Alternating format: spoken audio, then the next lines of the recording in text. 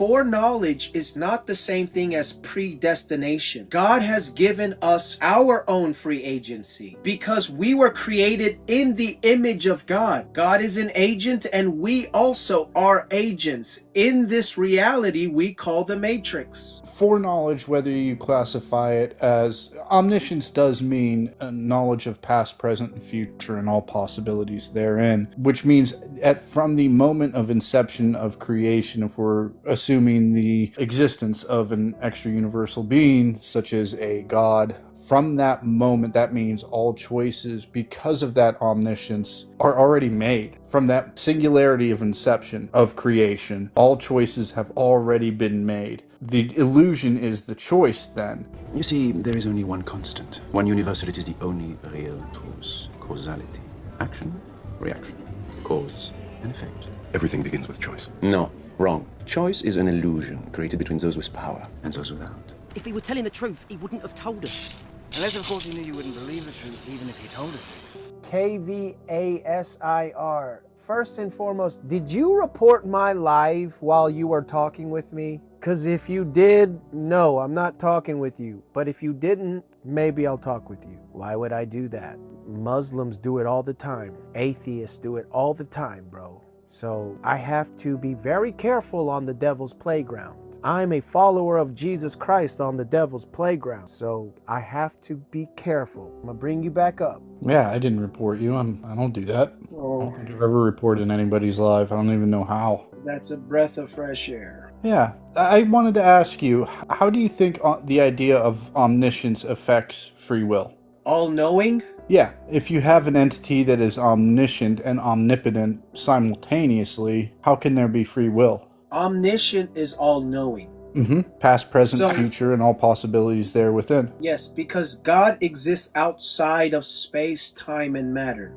God is not confined. He is an agent. Great are the works of the Lord, studied by all who delight in them. And as we look at the rise of science in the 16th and 17th centuries, Alfred North Whitehead and many others commented that men became scientific because they expected law in nature, and they expected law in nature because they believed in a lawgiver. So, ladies and gentlemen, I'm not ashamed of being both a scientist and a Christian, because arguably Christianity gave my subject. What I am amazed at is that serious thinkers today continue to ask us to choose between God and science. That's like asking people to choose between Henry Ford and engineering as an explanation of the motor car. When Newton discovered his law of gravity, he didn't say, I've got a law, I don't need God. No, he wrote the Principia Mathematica, arguably the greatest work in the whole history of science, because he saw that God is not the same kind of explanation as a scientific explanation. God doesn't compete. Agency does not compete with mechanism and law. Why is there something rather than nothing? Alan Sandage, the brilliant cosmologist who became a Christian in his 50s, said God is the answer to that question. But people are now so desperate to show that the universe created itself from nothing, which seems to me to be an immediate oxymoron. If I say X created Y, I'm assuming the existence of X to explain the existence of Y. If I say X created X, I'm assuming the existence of X to explain the existence of X, which simply shows that nonsense remains nonsense even if high-powered scientists utter it. So he's not affected by space, time, and matter. He is the Alpha and the Omega, the beginning and the end, infinity. The beginning connecting with the end is simply a continuous circle. There is no beginning, there is no end. This is God. God is a circle. Okay, I guess this is where we're going to diverge then,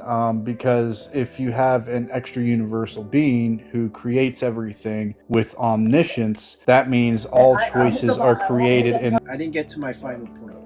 Okay. Thank you for bringing me back on track, though. I did get derailed. That's why I stopped talking. I forgot what I was going to say, but just because what you said, it brought me back on track. Remember, knowledge doesn't do anything. But there's a key point here. The fact that I could have chosen B is still true, even though I actually did choose A. This is because the idea of me choosing B would still be consistent with everything that was in the past up to that point, even if I do end up choosing A. So I had the ability to do either, so I had free will. Now, let's extend this logic to the future. Tomorrow, I will need to make another choice between A and B. All the facts about our last scenario will be the same, except we need to change the way they're worded so that they refer to the future. Instead of talking about what did happen, we're talking about what will happen. happen. So I could say that A or B can happen tomorrow, even though A will happen tomorrow. That's all internally consistent. But if I can say that A will happen, wouldn't that make B's happening impossible? How can you go from a past where you could truthfully say A will happen to a future where B happens? This seems to me to be the heart of the problem. This question is very old, so a bunch of philosophers have given their 2 cents on how to answer throughout history. I think the best answer is called Ockhamism. Ockhamism makes a distinction between hard facts and soft facts. A hard fact is a fact that doesn't depend on the future. A soft fact, on the other hand, depends on what will happen in the future. Now, if you accept the Occamist distinction, what can happen is a question that needs to be decided by hard facts. Soft facts like A will happen don't come into the equation. So these facts can all be held simultaneously. So in a decision between A and B, I can do A, I can do B, and I will do A. If we're not careful, then I will do A is going to try and eat the fact that you can do B and make it impossible. But with Ockhamism, or some other way of viewing statements about the future, this can be wrangled into submission. Now, you'll notice we haven't even mentioned God yet. This is because God's knowledge of a fact has no more power over reality than the fact itself. Remember, knowledge doesn't do anything. So we can replace the statement that I will do A with the statement that God knows that I will do A without changing the scenario one bit. I still have the free will to choose between A or B, even though I will eventually choose to do A. This is because God's knowledge of the future would be a soft fact, not influencing what I have the ability to do. So we could hold on to simultaneously everything needed for free will and everything needed for omniscience, specifically foreknowledge. So this shows that the concepts are all philosophically consistent. But how does this all cash out? What does all this stuff about soft facts and hard facts actually look like? Well, it means that this is how your decisions will affect reality. You can make a choice. God in the past already has a belief about how you will act. If, in your free will, you choose to do such and such an action, God will have always believed in the past that this is the action that you are going to make. But you totally can choose to do a different action. If you did exercise this power and choose the other course of action, then God would have believed in the past that that's the course of action you were going to take. God's beliefs are soft facts controlled by your decisions. In short, you control God's past beliefs with your present actions. God doesn't control your actions with his beliefs, and it's in virtue of this control that you possess that you can be truly free. If you could kindly mute, I'll say this. When we're talking about omniscience, we're talking about all-knowing. Yes, God is all-knowing, but foreknowledge is not the same thing as predestination. God has given us our own free agency, because we were created in the image of God. God is an agent, and we also are agents in this reality we call the Matrix. Now I'm finished.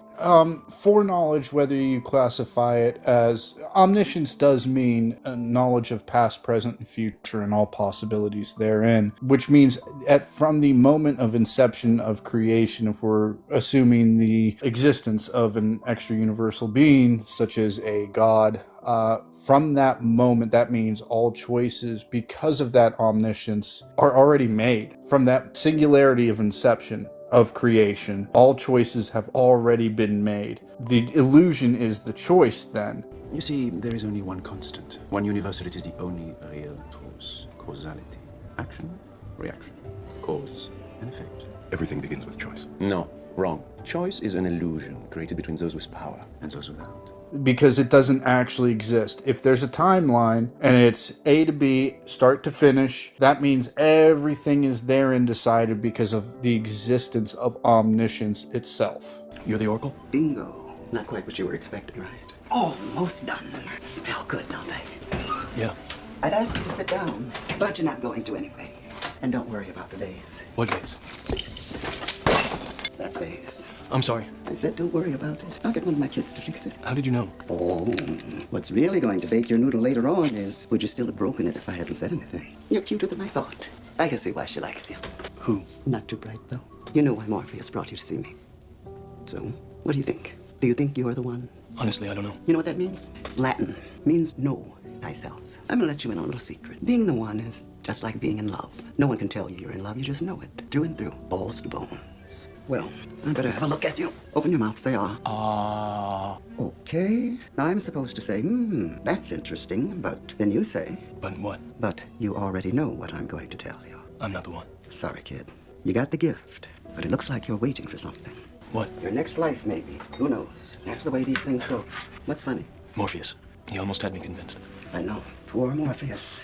Without him, we're lost. What do you mean, without him? Are you sure you want to hear this? Morpheus believes in you, Neo. And no one, not you, not even me, can convince him otherwise. He believes it so blindly that he's going to sacrifice his life to save yours. What? You're going to have to make a choice. In the one hand, you'll have Morpheus's life, and in the other hand, you'll have your own. One of you is going to die. Which one will be up to you. I'm sorry, kiddo, I really am. You have a good soul, and I hate giving good people bad news. Oh. Neo, I'm not afraid anymore. The Oracle told me that I would fall in love and that that man, the man that I loved, would be the one. So you see, you can't be dead. You can't be, because I love you. I love you.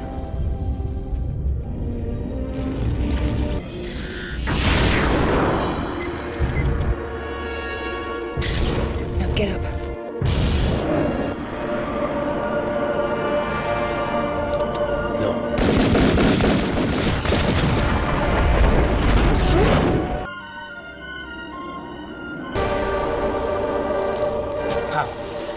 He is the one.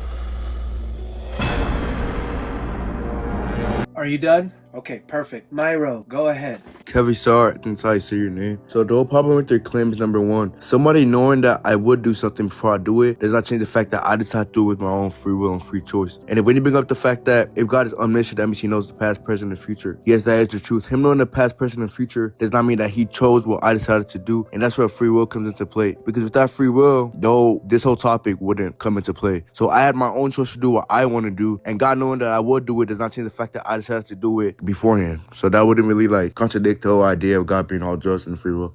Okay, wait, and let me add to that. I'm sorry. What's your name? My name's Daniel. K is fine. Your name is Kay? Is it Caden?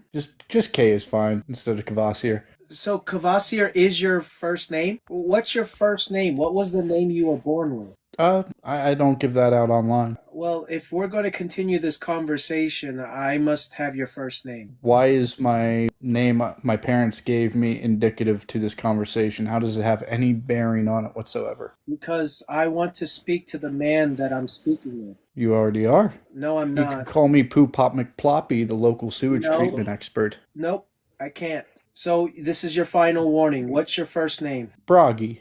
All right. See you. Have a nice day, man. Okay, crash out. Hey, I'm going to reset the live, Myro. I'll be there. If he were telling the truth, he wouldn't have told us. Unless, of course, he knew you wouldn't believe the truth, even if he told us.